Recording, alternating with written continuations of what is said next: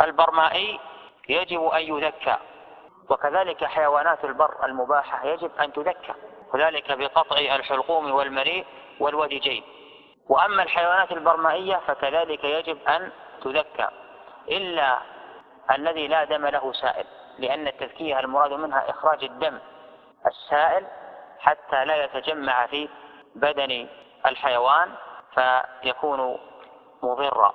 إلا السرطان، فالسرطان من الحيوانات البرمائية فلا يذكى، لا تلزم تذكيته، فلو وجد ميتا فإنه يؤكل ما لم ينتن.